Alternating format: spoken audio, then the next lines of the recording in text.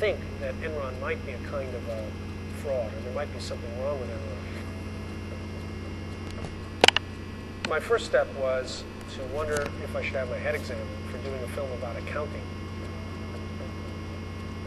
I think people from the outside think it's important. It tells me something about corporate America and perhaps about the world that I really should understand.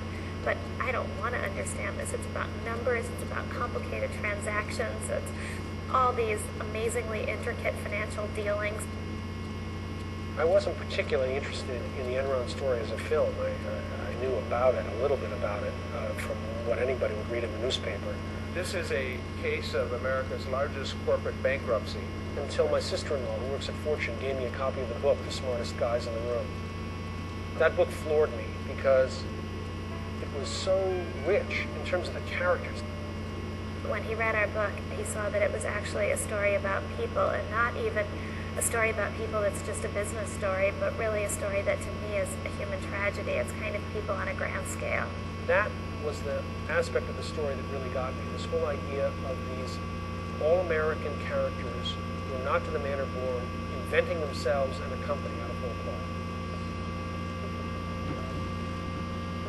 During my years at Fortune, I tended to write really heavy-duty accounting stories, more out of a desperate desire to get published than out of a natural inclination towards such things. This was kind of the era when everybody wanted to write big, glossy profiles of CEOs. I had not expected Enron's reaction to be that extreme. I was not accusing the company of fraud. I was saying the stock price something doesn't seem to add up here. The numbers don't make sense given where the stock was trading at astronomical levels, and the numbers don't seem to justify this kind of stock price. So I didn't expect them to like the story, but I didn't expect them to respond the way they did. In March 2001, Bethany McLean, a reporter with Fortune magazine, first raised questions about Enron's financial condition. She asked a simple question in the article that no one could seem to answer. How exactly does Enron make its money? In the congressional hearing, Jeff Skilling notes, as they're talking about Bethany, that he sent up his team to explain to Bethany the questions that she was asking. To sit down with the reporter on that story and help her understand the questions that she was asking. Not to give her the answers, but she obviously, wasn't smart enough to even understand the questions she was asking, and they were going to go educate her. Well, it turned out that it backfired, that Bethany knew a lot more than they thought she knew, and that the firepower of the people they set up, which included Andy Fastow, was no match for Bethany.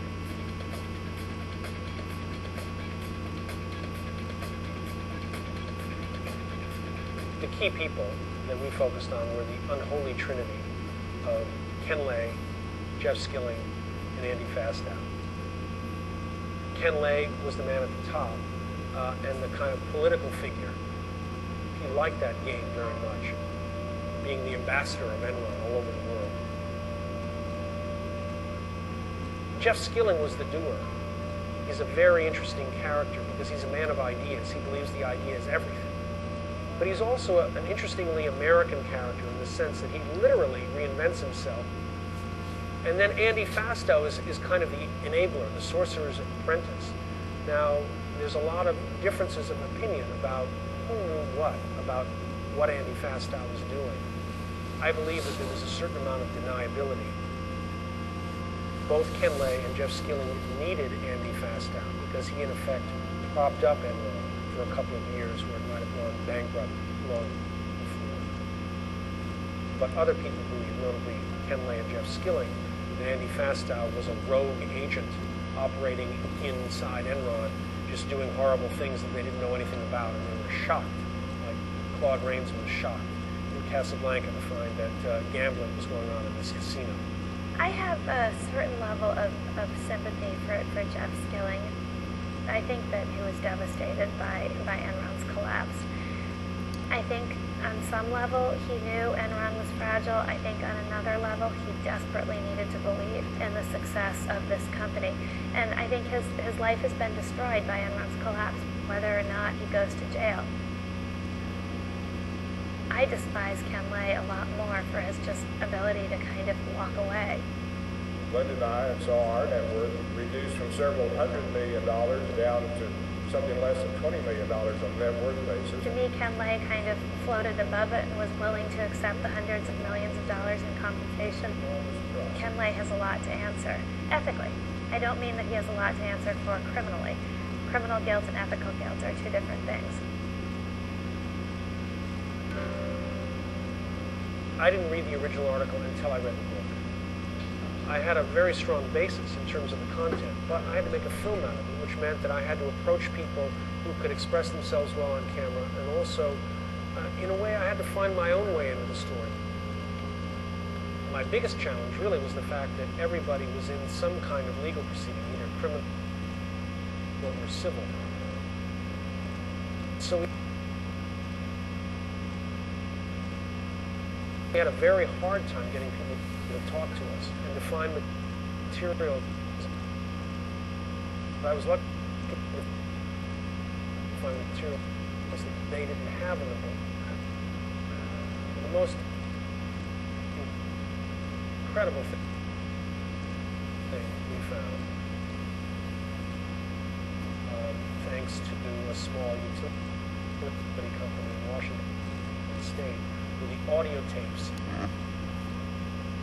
of the Enron traders taking down the California grid.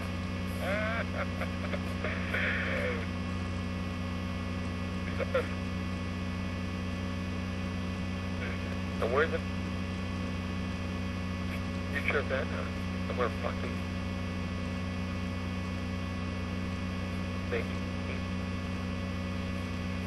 $500 million per Enron. Can you believe that? Well, definitely.